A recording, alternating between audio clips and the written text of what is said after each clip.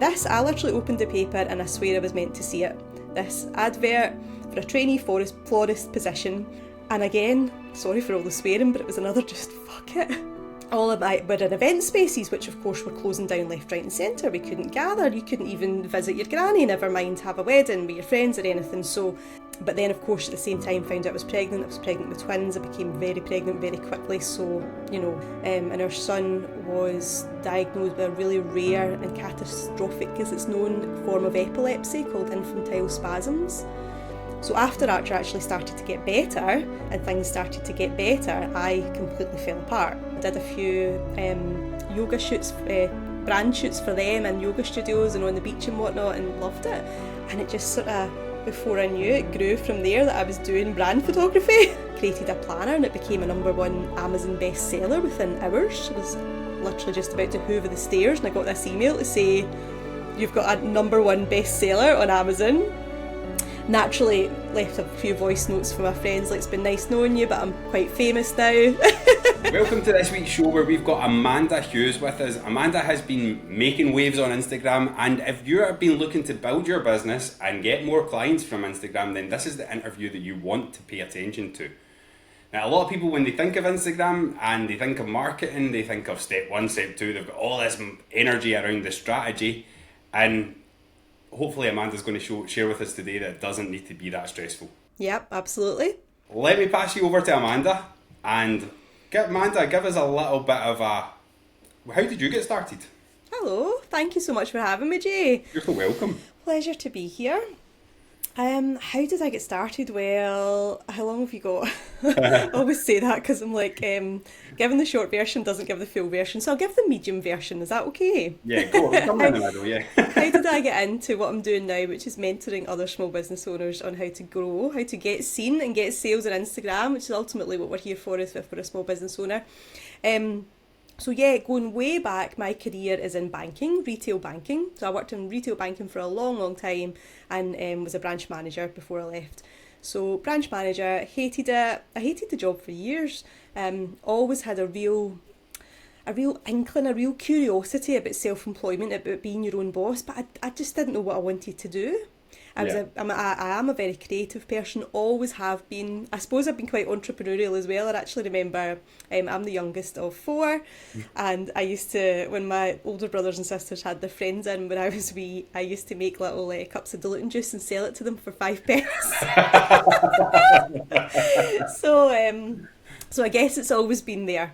It's always been there. I love that, like, you had that burning feeling for more. I think that's like one of the things that when I've spoke to my clients, like, they always talk about, you just have that feeling like there's something more for you. And when you're stuck in this rigid structure, it's like, I don't know what it is. Mm-hmm. That's what it feels like, being stuck, caged, like, but you just don't know. There's something else, but you just don't know what it is. Always, yeah, and that all sounds a bit woo-woo, but I love that. I love it where the woo-woo meets the work. I'm all in. You're on the right place. Yes, absolutely. So I knew this conversation was going to be great, and I've got a lot out of it as well, I'm sure. So yeah, retail banking, real curiosity about being self-employed and doing something creative, didn't know what. Always had an interest in food photography. I've had that since a very young age as well. Yes, I am old enough to have queued at the chemist with my film and waiting my photos being developed. Back and in the day. Loved it. There's, it's amazing that we can now take photos like at the drop of a hat with phones and whatever, but there's nothing beats that waiting on your photos being developed to see what they're like. Yeah. So yeah, always loved photography, and I actually had a weekend job as a photographer's assistant, a wedding photographer's assistant, so I carried the stuff and held the reflector and puffed up the dress and fixed the veil and all that kind of thing, and loved it. So I did think, ideally I would have loved to have got into photography, but I still had to earn money as well, so I couldn't just, completely go to college or whatnot. I would have ideally loved to be working in photography in some sort of day release in college, but the opportunity when I was ready for it just wasn't kind of there. So yeah, branch manager, retail banking, absolutely hated it. I really did hate it. And then just driving home from work, just had a proper fuck it moment. Like, this cannot be it for me. This cannot be it. This is no life. This it can't be. This cannot be what living life is like. So I jumped on Google, had a scour and whatever, and actually had a local newspaper to hand, and I literally opened it for a scan at the jobs to get some inspiration probably, and I seen a trainee florist position. Now, it's as random as it sounds. I was going to say it, well, that's a way out in a different direction. I'm not going to say I was not particularly into flowers, or in any way, shape or form. But I literally opened the paper and I swear I was meant to see it. This advert for a trainee florist position, and it was working in a shop going day release to college, which exactly, I would have loved that in photography, but I couldn't quite find it when I was looking for it. And again, sorry for all the swearing, but it was another just fuck it. I want to do that. We go with the flow in this channel. It's like, just say whatever comes out. So I applied for it. I got the job. No experience whatsoever. And I had to do some sort of demonstration when I was in the store with a bit of assistance, obviously. I had no idea what I was doing, but I enjoyed it and I took to it and thought, yeah, okay. At that point, I just wanted to try something new, I just needed out of this corporate world I'd found myself in, and I had no idea how I'd found myself there. I totally resonate with that. I was in the hospitals nursing, but it was just that trapped feeling. You've got this structure, you've got that boss that's looming over you, and I can totally relate with you. And it's like, you're looking around like, how did this happen? So got that job, went to college, studied, I think it was like a day release for a year or 18 months or something, with on-hands experience in the shop. Loved it, absolutely loved it. Loved floristry, really, really did. However, quickly realised that the day-to-day sort of birthday bouquets and whatever I did find a bit boring, but I loved the sort of bigger designs. So if we were ever doing a wedding, I absolutely loved getting my teeth into that. If we were doing like table designs or anything, really, really found a passion for that. But the shop I worked in at the time didn't do many large scale things, so I started kind of exploring doing my own thing, and then this was starting to lead into this self-employment world. So I started doing weddings. My boss at the time was absolutely fine with me doing that, and got more experience. And then the more I kind of started doing it, was attracting the right person once I started to understand the whole ideal client, how it works. You put out, you get back and everything, and started attracting really big scale weddings. And before you know it, I'm on a cherry picker hanging foliage for the ceiling, suspending foliage and creating archways out of nothing, and oh my gosh, I had a ball. So so then went in self-employed as a wedding and event florist, the Floral Design Boutique. That was my first business. I did take, however, another full-time job away from banking in a sort of similar field. I was in a fraud department for another business, so not what I wanted to do, but it was a fun place to work. It was an easy enough job. I could do the job, come home, and I could focus on building up my business. So it worked. Worked alongside that for about 18 months, and then my own business took over and I was doing wedding and event floristry. So Instagram, I'd always used Instagram. As I say, I had a love of photography when Instagram was first created. Again, I'm old enough to remember that when it all came out. I guess we all are, right enough. So this was about over 10 years ago now. Instagram was the best social media platform that could happen for me because it was all photo focused, certainly at the start. It's changed a lot now. Good for photographers at the start. I remember speaking to photographers, and it was them that was really making the big headlines on it, Instagram. But nowadays is more on everybody's platform. Absolutely. But at the time I remember uploading my photos and putting my filters on and all those sort of nice things you did with it at the start. So I have loved Instagram for personal and business since the day it began. I think it's a great platform, I really do. And then of course started using it for my business, and it became my main marketing platform for my floristry business. That's where the bulk of my customers came from. I would say probably about 90%. The rest from word of mouth, the odd Facebook, but Instagram was my main thing. And I think it's because I enjoyed it so much and I got it, and I quickly figured out how it worked. So just ran with it. So fast forwarding then to around 2019, end of 2019, John, my husband, and I were thinking about having a family, and we were very lucky to fall pregnant with our twins very quickly. Boy and a girl, one pregnancy, job done, shop shut. So, however, that was end of 2019, start of 2020, and we all know what happened in 2020. Came along COVID. Yes, we do. Yeah, so I, being a wedding and event florist, takes place. Why can I not say florist today? Florist.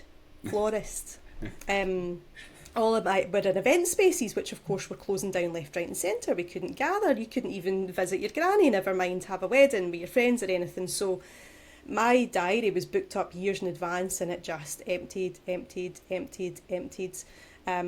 But then, of course, at the same time, found out I was pregnant. I was pregnant with twins. I became very pregnant very quickly. So, maybe, I don't want to say it worked out because COVID was awful, but if it was going to happen Yeah, at any time, maybe for me that that was wasn't the the push worst you time. needed. So I took a very extended break while I was pregnant as well. I was in, what's not the word, quarantine, what did they call it at the time? Sheltered or something? Or I think it was quarantine, was it? wait, if you had to I was a high risk pregnancy, so you had to Yeah. shelter Shield. or Shield. shield. That's the one. Yeah. Shield. Yes. So work took a back burner for both of those reasons, and it was just the way it worked out, so that was fine. But of course, in my mind, thinking we're going to have twins, floristry is a very full time job. I would often do 1-2 weddings a week, and that's, you're at that the full week. That's a Monday to Friday all day, and then the weekends as well. And it was in Yeah. my mind thinking, how's this going to work with family life and whatnot. So that was in the back of my mind. Anyway, kids came along in August of 2020, and a few weeks later, our boy, so it's boy girl we've got, and our son was diagnosed with a really rare and catastrophic, as it's known, form of epilepsy called infantile spasms. Oh. It was awful. There's no other way to dress that up. It was awful. We got that diagnosis and we had 1 hour to come home, pack up our things, and had be admitted to hospital. And then we were there for months, and then out for weeks, and back in for weeks, and whatever. And that carries on for probably about a year or so at the start. Yeah. Seizures got under control for a wee while, and then didn't, and we were always chasing the next dose. And then seizures were just ramping up all day, all night. He's just this tiny wee baby. I mean, he was only 5'2" when he was born, 5 pounds 2 when he was born, bless him. So, just the strain in his body was just awful. So, yeah, so say coming up about first birthday-ish, so about a year later, we'd found some sort of seizure control, and then it just ramped back up again. So, doctors called us in, and they had diagnosed him now with refractory epilepsy, which means medicine resistant. So no amount of medication is going to control these seizures. And his epilepsy was then now documented as a threat to life, severe threat to development. And the only option that was presented to John and I that might work was this severe, extreme neurosurgery. So when we looked at MRIs, we could see that Archer's seizures were mostly firing from the left hemisphere of the brain. You've got your 2 hemispheres from the left side. The right side appeared to be healthy. So they were wanting to get in and complete a hemispherectomy where they disconnect the left side of the brain completely from everything, in a bid to stop seizures. But I think at the time it was like an 80% chance it might work, and 100% chance it would leave him with physical disabilities and a 50% loss of vision. Yeah. So that's the decision John and I were presented with. You can only imagine, eh? There's all that stuff going on, and then you've got a decision as well. It's like, that's not easy. Hard times, but we came away. I was at the Children's Hospital in Edinburgh and came home, and then Archer had 10 seizures within an hour, and we were like, we need to do this. What can we do? Yeah. We can't just continue like this. It's a threat to life, when you've actually seen that in black and white about your child. It's terrifying. But also the option of this surgery that might or might not work, but it was our only option. Yeah. So we did that. The surgery was completed when he was 2, which was 2 years ago now. And Archer has been seizure free since the day after his surgery. He had a few trauma related seizures the day after surgery, but they weren't related to epilepsy. They were more about the trauma to the brain. So he has been epilepsy seizure free since that surgery. He is now a thriving 4-year-old. Yes, the surgery has left him with a permanent physical disability as a right hemiplegia. So he's got a weakness in the right side of his body, including no function in the right hand or arm, sort of from elbow down. A weakness in his leg. He has to wear an AFO, sort of splint in his leg. He's got a right hemianopia, all these words. It's a 50% loss of vision on the right side of both eyes. So he's got a permanent visual impairment. But they're not a threat to life. Seizures were. He is. If you met him right now, you would never know in a million years what he's been through. It would take you maybe 5-10 minutes and think, he walks a wee bit different, or sees splint and his hands sort of tucked in. But at first, I mean, you should have seen him this morning. His auntie came to cut his hair this morning and he's running round the house. I'm so excited. I'm so excited. You would never know. So all of that went on. And of course, work just took a major back burner. Weddings were still sort of cancelled and whatnot anyway. Some people were thinking about rescheduling, but it all sort of worked with the timing. It was all manageable. But then at that point I did think, I'm not going to be able to go back to work like that. I'm going to have to do something different. So what did I do then? After Archer's surgery, I think I was up here managing, thinking I was managing, but just purely on adrenaline and fear and cortisol and all the bad things that shouldn't be there permanently had been there permanently for that couple of years. So after Archer actually started to get better and things started to get better, I completely fell apart. So I had a lovely conversation with my doctor, and we spoke about things that I enjoyed, which I didn't even know at first. I couldn't answer her. Could have told you anything you needed to know about epilepsy and neurosurgery and, you know. Especially when it's been a focus for that long. And then you've went through all that, the trauma of like seeing your child like that, and then they're starting to get better, and now you're like, I don't even know how to be me anymore. That's exactly right. That inside you, that's a hard thing to be faced with.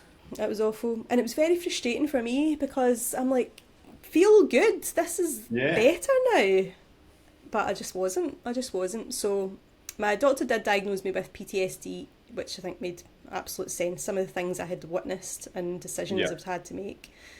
Not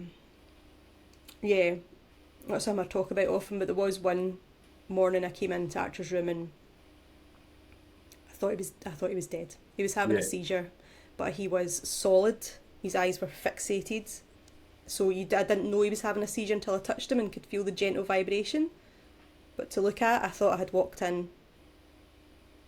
And that, and I did things like that I just couldn't shake off, and I was terrified, although things were better. I think I was terrified that if I dropped the ball, I would miss something if something happened again. So I had to stay up here. Awful. So anyway, my doctor was amazing.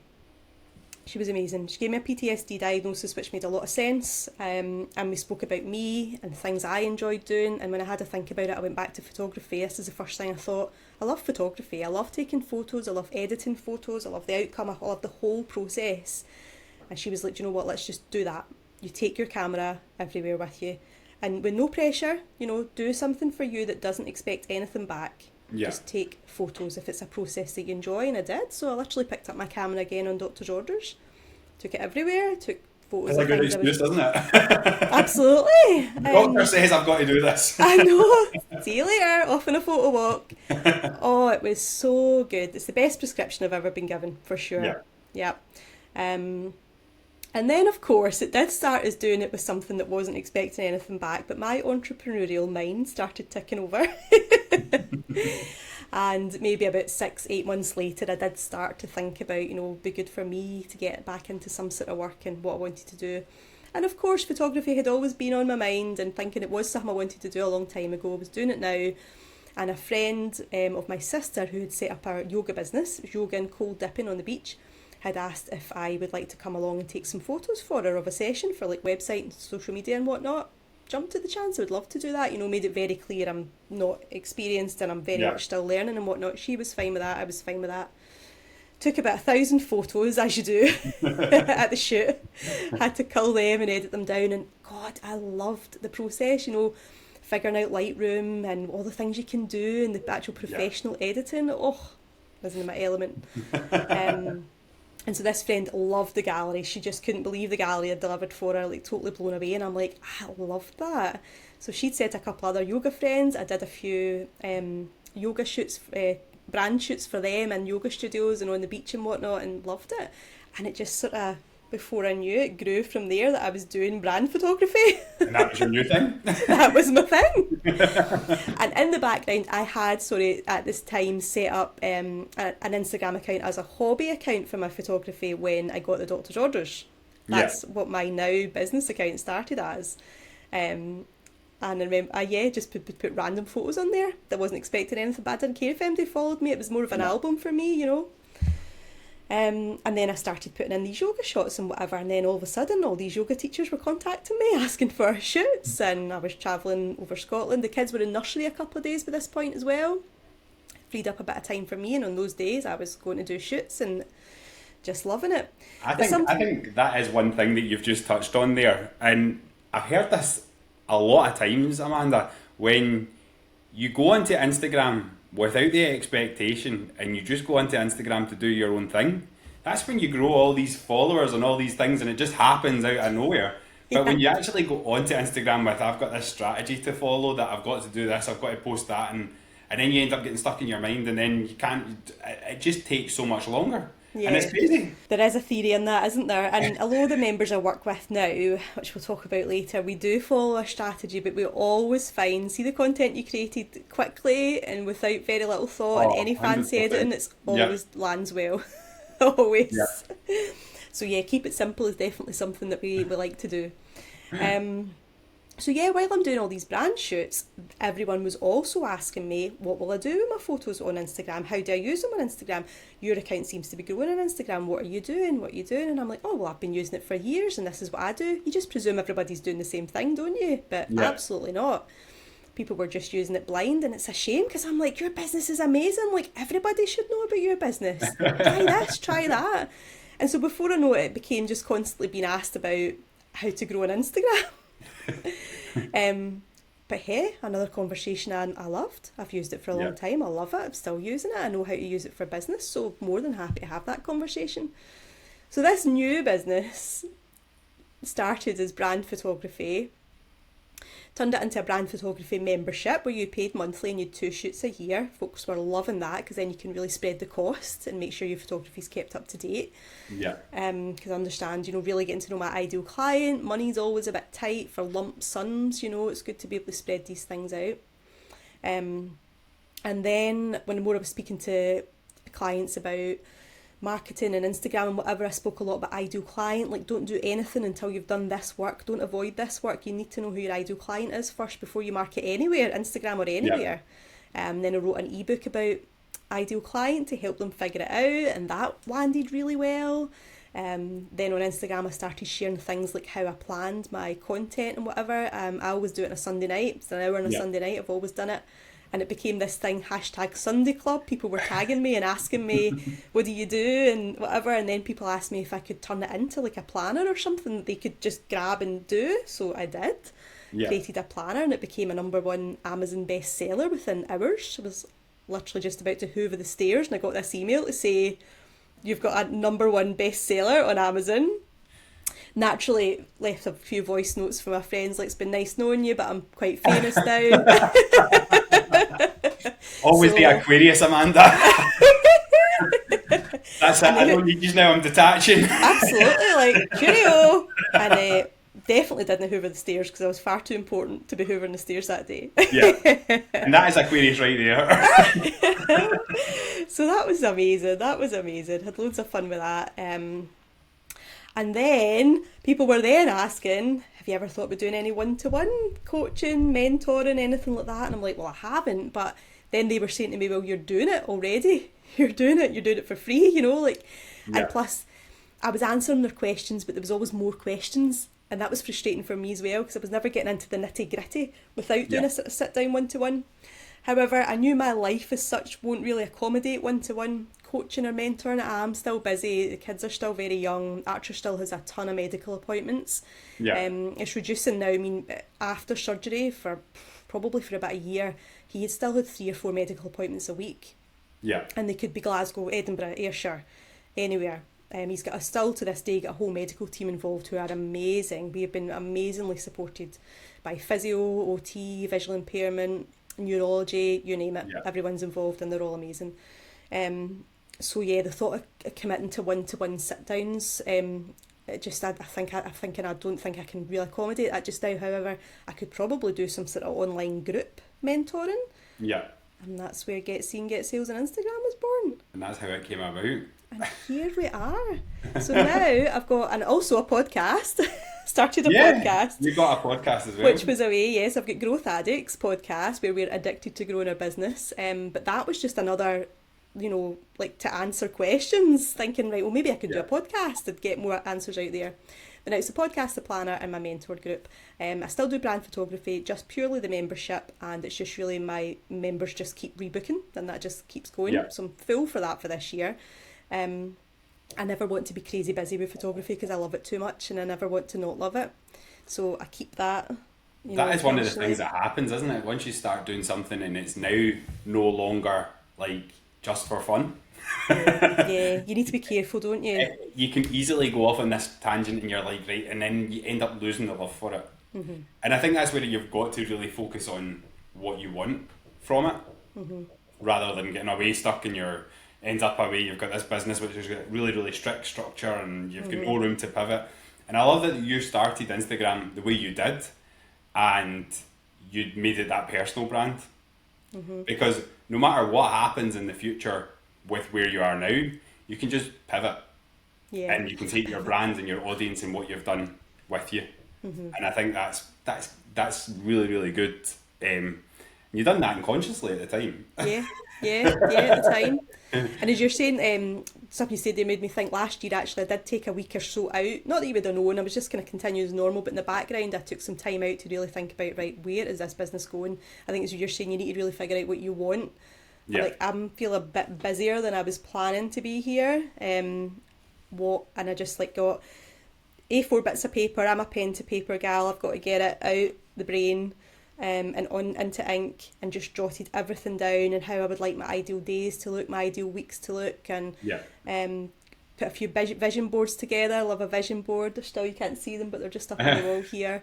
And that's when I really thought I do love photography. A picture of it and I'll put it on the screen. Yes, I can do that. Where I do love photography, but that's when I realised I don't want to be crazy busy with this. That's something, it's and I think it's quite precious to me now as well because after that doctor conversation and whatever, it pulled me out of a pretty dark place, so it's quite important to me, photography, so I don't want to lose that love, so I consciously keep that at small, but I'm loving all the mentor group was growing and whatnot. I've got 30 members in there as we speak today, and I can manage that nicely because it's all online. It's all online, and they're just an amazing bunch. So, and my planner's now out there, so that's just doing its own thing. And the podcast was never in the cards, but I love it. I can't imagine being without the podcast now.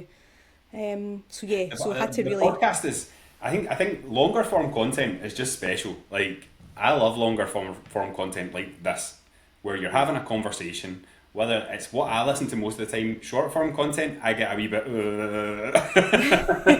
It's a lot to take in, isn't it? In a short but space of when time. I've got the time to sit down or like if I'm in the car listening to a podcast or whatever, I just feel like I get so much more from long form content. It's like it doesn't set my dopamine all over the place. Like it's just so I think a podcast is great. Like, and there's so many the opportunities that can come from a podcast as well.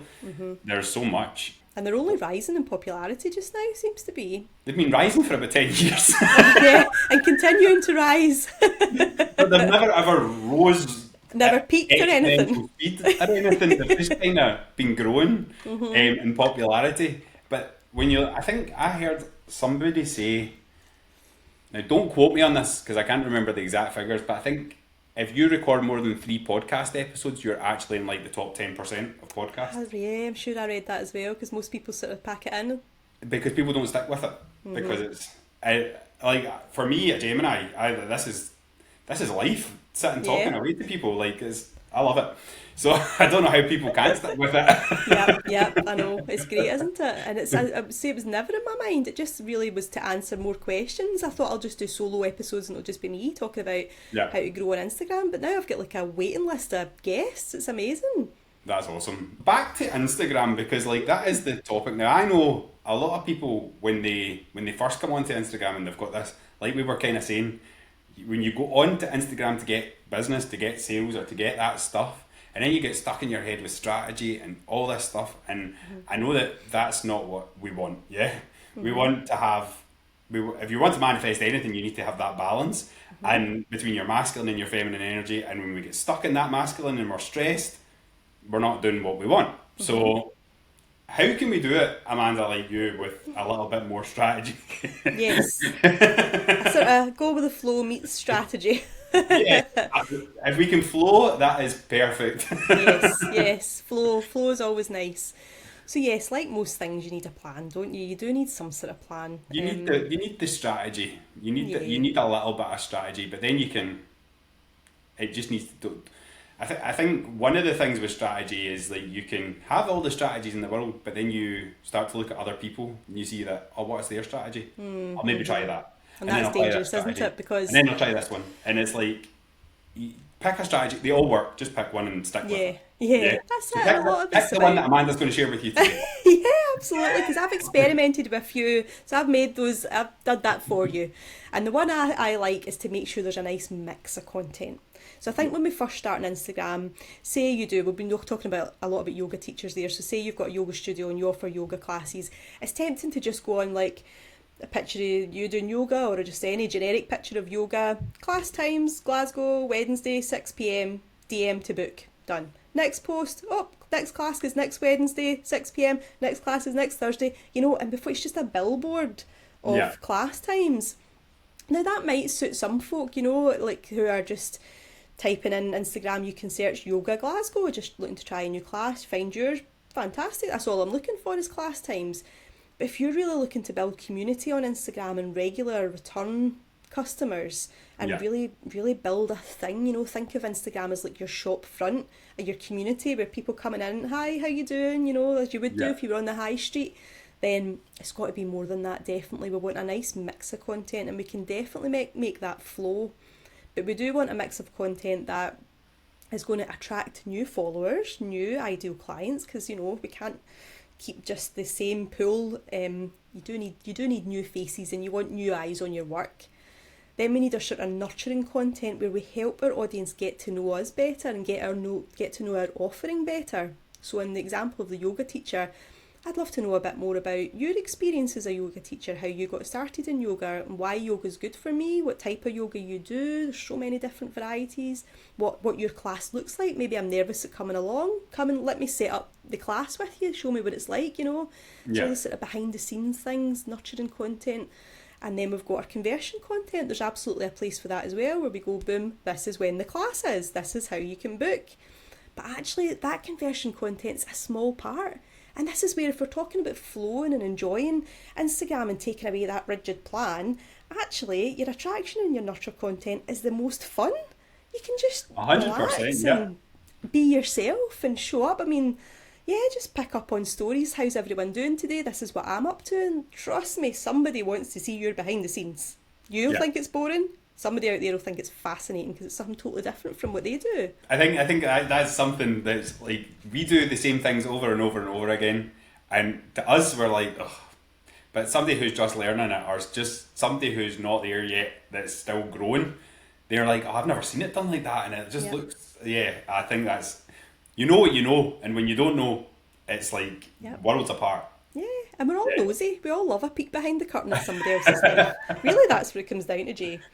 But honestly, if you want to make Instagram work for your small business, then focus less on making sales and more on help building a community and helping them get to know you and what you do and why you do what you do. 100%. I think that's one thing that I always preach is like the more you give and the more you help, the more value, then it's going to come back to you. Yeah. But Yeah. if you go out there with just the sales, try to get, it's all about me, then that just pushes people away because it has that desperation vibe around it. Yeah. Whereas we just want we want stuff to flow to us. Yeah, and plus it's just a bit boring, isn't it? Like, just Yeah. this is my It's just- candles. I sell It's here. just You a can cog in buy the them. wheel. At Yeah. that point, when I need to go and do Instagram, like I need to go and do content, I need to. Whereas, like this podcast episode, I was like coming to have a chat with Amanda, Yeah. learn about her business, learn about like share what I do, and like that's fun. Yeah. Whereas absolutely. if I was like strictly focused on I need to post a video every single week and we need to have this 10 pillars and all this stuff, Yep. I'd have given up. Yeah. It's another full-time job in itself, isn't it? 100%, yeah. Yep. No, there's definitely ways to to make Instagram work for you and make it enjoyable, like I very much enjoy creating for Instagram and just hopping on stories and checking in with everyone or telling them whatever's happened in my day. Like, you know, if I have a drama where I forget to press record on a podcast interview, for example. Well, like the other day. Well, that may or may not happen to Jay and I the other day. So yeah, I hop on Instagram. Like I always say, the universe had a better plan for us, Amanda. That is It did. all it was. It all worked out. It did, absolutely. And Jay was very kind about it. But yes, so I hopped on Instagram, told stories about that. You know, I got loads of messages like that, like, oh, nightmare, oh my god, but you know, but that's, and I'm not selling anything there. I'm just talking to you, like just helping you get to know. I just always think if I had a brick and mortar store in the high street and someone just popped in, I would say, hi, how you getting on, how's things? You know, you would chat. If they were up at the till buying something, you would chat, or you might say about something that happened to you earlier on, or just chat. I think that's all really people are looking for on Instagram, is a human connection. 100%. We're so 100%. Over the perfect photos and grids and all the rest of it. Which I'm grateful of. My grid was never perfect. No, same. Mine's is a kind of reflection of my mind. That's Aquarius mind as well. Yes. Very, whoa. What are we doing now? Gemini's like the low Aquarius. Right, okay. But they're not really. They're just a different kind of, like, they're an air sign the same as Aquarius. Right. Aquarius is, so air signs, they spend a lot of time up in the air in their thoughts and their minds, which we do. I'm guilty of it. I'm sure you are as well, Amanda. Yep. And Aquarius is known as a fixed sign. Okay. So the things that are in their head, they don't like to really shift them. Okay. Once they know or they think they've got an idea of something, they're really fixed on it. Okay. Their beliefs and stuff like that. Whereas Gemini is a mutable sign, which is like flexible. Okay. So they're like curious. They're like the wee ADHD squirrel that walks about and jumps about and has fun all the time. And Aquarius is a bit more like, we won't be doing that. Like, I like the sound of that, but what's the plan? Yes. But Aquarius is brilliant as well. They're like, there's a wee thing in the astrology community that, and some people say that the Aquarius they like to do things their own way. Like, they don't like to do what society wants them to do. Mm-hmm. They want to do things their way. Which could explain my curiosity for being my own boss. They're very unique. Yes. And John, my husband, does say to me now, if you could never go back to employment, you wouldn't last 2 minutes. Just turn up whenever you like. Like, what's the problem? I'm here now. I love that. So anyway, back to Instagram. Yeah. So when somebody first comes on Instagram, I think, like, or somebody lands on your Instagram, the first thing that you probably need to think about is like the profile photo, the name, the bio and all that stuff. Yeah. And I think it's something that you can easily get overthinking. And I know, like, I'm in the process of sort of reworking minds at the moment, and every time I go to do it, I have like 1,000 ideas, because Jupiter is in Gemini at the moment, so it's like grows everything that goes in there. So I'm kind of like just having to like wing it at the moment. Okay. But for somebody who's like maybe like me, who's got all these ideas and just wants a bio that works, what would you suggest? Yeah. So I've got a wee formula that I've been using for a while, and I teach to others now, and it's working for them, because when someone finds your content on Instagram, the idea is you want them to then go and look at your bio, and we're talking seconds, right? The attention span's not great on these social platforms. Seconds for them to have a look and see if your profile is for them and worth following along. And I think now we're even more pickier than ever about who's shown up in our feeds, because there's so much, so we're now pickier than who we're hitting follow with, you think? Yeah, 100%. I know I am. You want that bio to make sure that it's very clear so if you've got a business, it's very clear who you help, who you work with. So that would be the sort of first line. So mine's is, I help small business owners get seen, get sales on Instagram. Boom. That's what I do. And then the next line, kind of what you offer, but not like an exhaustive list here. A kind of, breakdown of what you offer. Online mentoring, podcast, planner kind of thing. And then your next line, you want to be why trust you with this? Have you got 20 years experience? Have you got all 5-star reviews? Have you got a qualification in your industry? What is it that makes you the person for this job? And then the last line, really important, a sort of call to action. What do you want them to do next? you want to point them to your link to download your free guide? Do you want them to follow along? Do you want them to drop you a DM to book a call? Whatever you want them to do, make it clear, because that's where we want to guide the person to. You know, oh, small business owners, that's me. Oh, 10 years experience, right, fab. What I do next? Follow along. That's what we're hoping for. Yeah. Yeah, and also bearing in mind that your profile name, so that's a sort of bold line that now sits at the top of your profile, used to be under the photo, but that's searchable. So in there, rather than just putting your business name in, think of the layman's terms that someone would search for your business for. So in the little explore page at the bottom of Instagram, the little magnifying glass, you can search for anything in there, anything at all. So if you're a dog groomer, you can put in dog grooming Glasgow, dog grooming Ayrshire. What else? You make essential oil candles, you'd put that in there as well. Lavender candle, essential oil candle. Put these sorts of terms in your profile name. Literally, it's searchable. It'll link straight back to your page. That's a really important thing that we overlook quite a lot. That's why I put astrologer. I don't just have my name, I've got astrologer and freedom coach. Okay. Like, so that it says everything that I do. So if they search for astrologer, there's a good chance I'll show up. Yep. And if they search for freedom coach, then it's another good chance I'll show up too. Yeah, absolutely. So just, that's when it comes to knowing your ideal client as well. And I know so many people are like, oh, with this ideal client stuff, but honestly, don't skip that part of the work. You need, before you do anything with bios or posts or anything, you need to know who you're talking to so that you can talk directly to them. You want your ideal client to see your post and think, is that me? Talking to me? When you're trying to manifest clients or manifest whatever you're trying to manifest, the first step of it is to ask for it, right? But if you're just going in there hoping for any Tom, Dick or Harry to come, they're not going to be them clients that you actually love being around, that you actually love to help, that actually really do like warm your heart, So having that, like, be specific. If you want to manifest clients, actually say what you want these clients to be like. Yes, put it out there. Yeah. And I mean, to a T, it's not enough to say, like, when I know this because I did it, because when I first started out with my wedding floristry business, my ideal client was someone who's getting married, end of. And so what I attracted was people who were getting married. But I was attracting a lot of bridal bouquet to bridesmaids, and sure, I said when I was working in the floristry shop, those sort of things weren't doing it for me. You know, I was wanting to do bigger things, but I wasn't clear. I wasn't putting out there what I was wanting to get back. So I was getting back exactly what I was putting out there. The more I did these small weddings, the more I showed photos of them on Instagram, the more people seen them and booked me for it. So until I stopped, did the ideal client work, actually really wrote down this person inside out, down to like how they travel to work, what their family situation is, everything about them, and then started creating content that spoke to them, which is also helpful for me because that's who I want to be talking to, then that's what I started to receive. And I think when you actually know who that one person is, I know a lot of people, they don't want to feel that trapped way to like a niche as such. When you know the person, you can focus on the likes and the interests that you would share.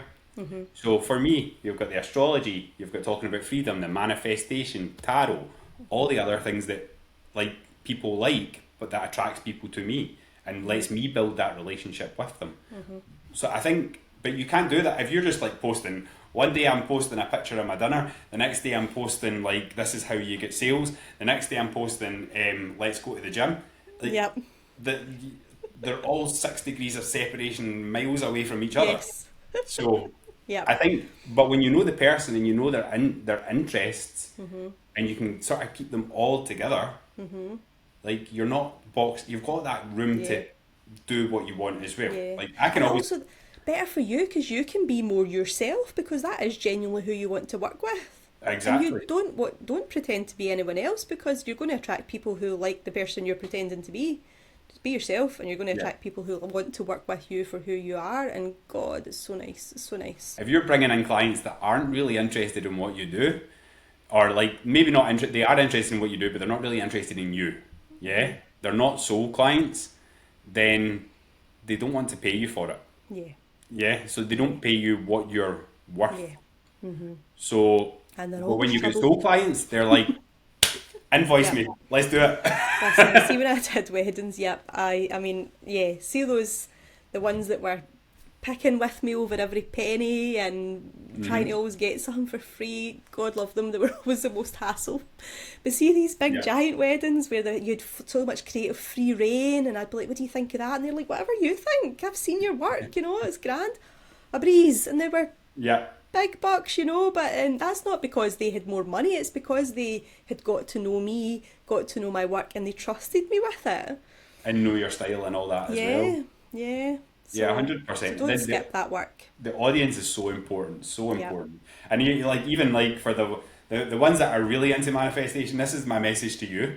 Like, yous are out there wanting to manifest money, dream partners, and all this stuff. Are you going to go and do any of that stuff without saying, this is what I want? Or this is who I want? No. Because you will end up with all these different things round about you. I've done it for years. When I started online business, Amanda, I literally chased money. That was it. I didn't care what I was doing as long as I was getting money. And I ended up, I was doing affiliate marketing. I ended up, I was doing freelance work. I ended up, I was doing a little bit of this, a little bit of that. And before you knew it, I was getting money, but I was burnt out. Yep, so you got what you asked for. I got what I asked for. Yep, I manifested that, but it wasn't what I really wanted. Yep. What I really wanted was the freedom. Yeah. And you think of that with your ideal clients as well. You know, you can get what they want, but what do they really want?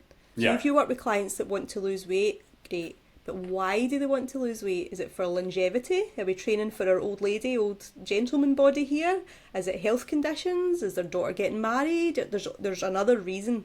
And see, when you can get stripped back down to that, gosh, that really is where the magic happens.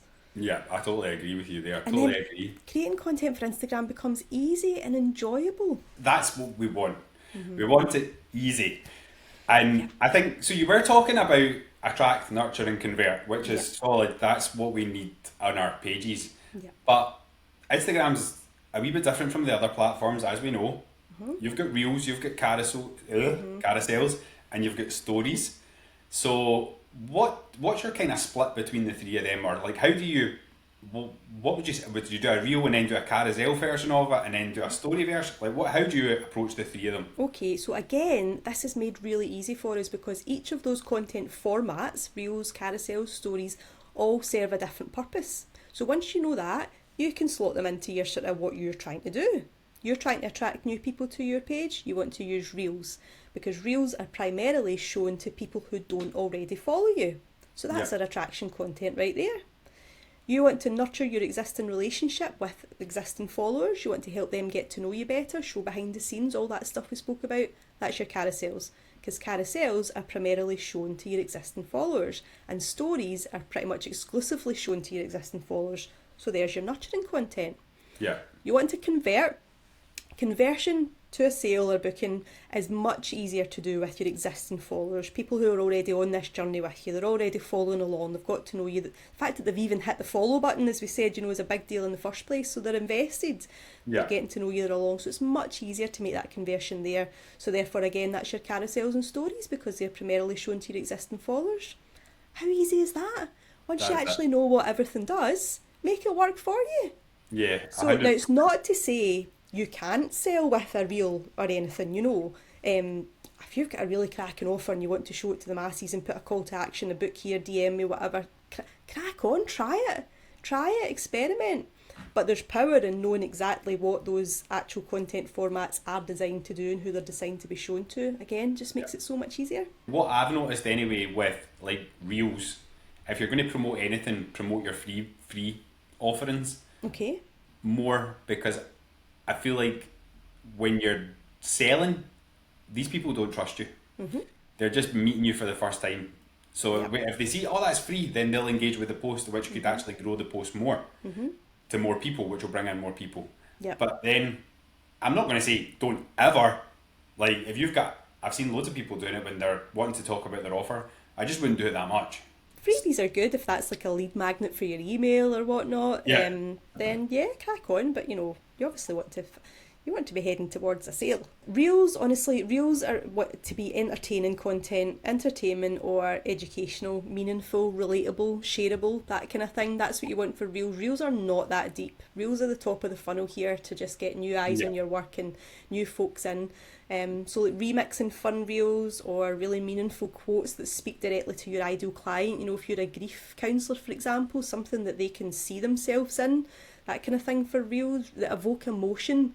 That's really what we're looking for attraction content. And when it comes to nurturing content, would you do that on reels, or would you keep that for carousels and stories? I would tend to keep it for carousels and stories because they're primarily shown to your existing followers, and it's that we want to nurture the relationship with the people who are following us. And then that's things like such as client reviews, sharing that, client stories, a bit more about you, about why you do what you do, an introduction post of you, behind the scenes, your dog, or your family, or whatever it might be. And on stories, taking us out a dog walk with you, that kind of thing, just asking how you are, how's things. And stories as well, use all the interactive options that are there, there's tons of them, and they're fantastic. Oh, they're great. Wee polls, people love to talk about themselves as well. Ask them how they are, what they're up to today, how their week's been. Hit the poll, it's so easy to do, or hit the little interactive sticker. And the more that people interact with your stories, the more that your story will be shown first along the top. So you've got all your little story bubbles at the top. Yeah. So the algorithm for stories is a different algorithm from the grid, and it will rank as to who's interacting with your stories more. Makes sense, doesn't it? So if I'm interacting with your stories more, Instagram is going to presume that I enjoy your content and it's going to show me it more. Feel free to do that, Amanda. I don't mind. I will. Well, I want to see a sticker or something I can click on it then, Jay. Okay. That's your challenge for your next story, is to make it interactive.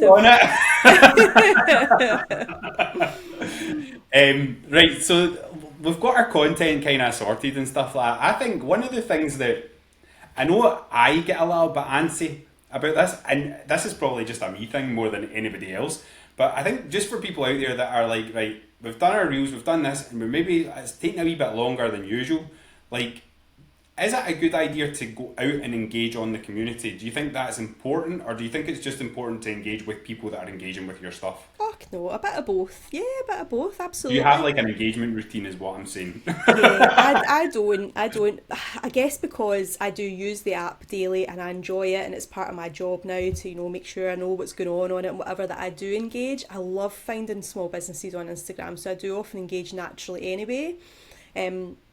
I've heard strategies before of engaging 10 minutes before you post, and then, I guess it makes sense, yeah, if you're going on to a handful of accounts, leaving some comments and whatever, they're going on to their Instagram, they're seeing the notification that you've commented, you've just done a new post, they might click on your page, fair enough, but I just think it should feel natural. Engage with who you want to engage with, and always engage with people on your post, because it's just rude not to.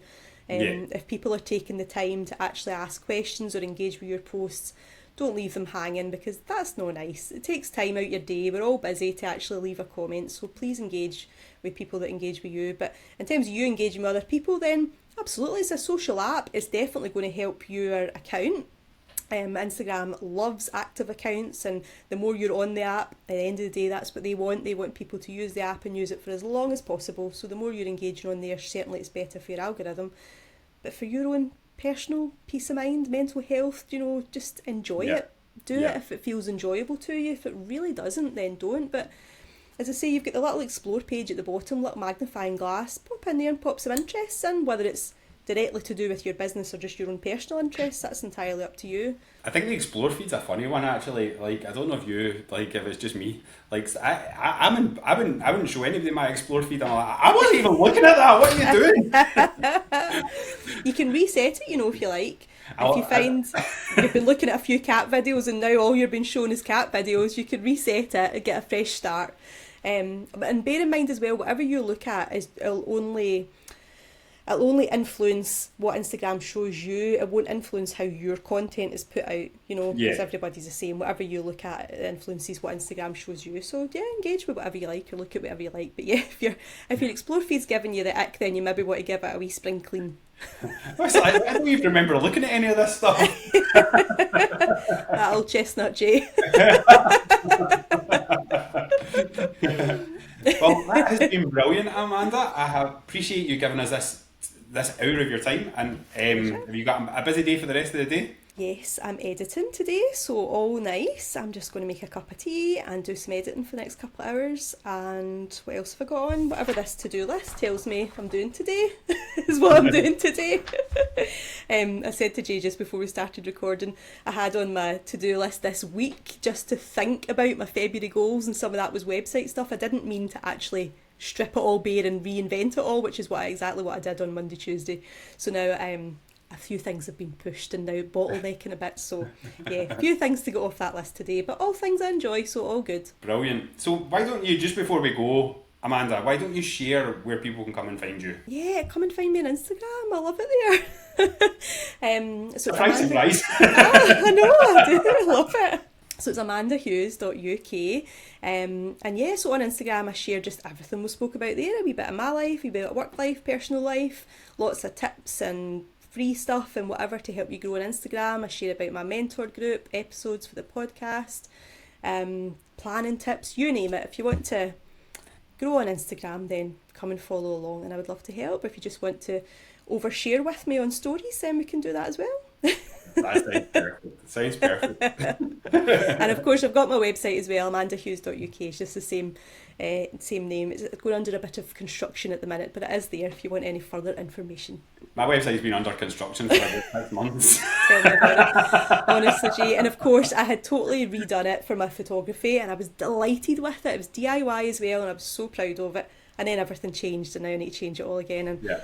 I just keep taking away and putting things, and now it's just all over the place. So yes, it needs. Yeah, mine's is. I don't even know. I think mine's is still marketing focused. If it's not marketing focused, it briefly touches on like freedom stuff that I do nowadays, but in astrology, but it's very, very. It's not. I've not updated it. Updated my Google business though. Which is also very important. And in an ideal world, would outsource most of these things, but it comes down to budget, doesn't it? And you need to. Yeah. There's some things I outsource, like my podcast editing, because that's another language to me altogether. So you need to know your strengths and weaknesses. Whereas I can tinker with the website, but it's just the time, isn't it? Yeah. I really need like a full couple of days. To be fair, like I do kind of streamline as much. I just stick to the bare minimums of what I need on everything, because a lot of the things you pick up along the way. And then you look back and you're like, I don't even, what's the point in that? Mm-hmm. Like, I don't need that anymore. Yeah. I'm just going to let it go. Yeah. So my days are very streamlined now. Basic. Like, where it's like, I create content, I don't touch my funnels, I don't touch anything like that, because they're all set up to work. And then I maybe send an email, and then the rest of the time is clients or go and enjoy life. I like that. I like that last one for sure. So massive thank you to Amanda for coming and joining us today. And just remember, I want to like showing up for yourself. It is so important that we are taking the time out of our day to get some new information that can help us move that needle or to move to the direction that we want to go in. So I'm really, really proud of you and I love you. Have an awesome week. I'll leave some other videos here for you. But have an awesome week and I'll see you next week.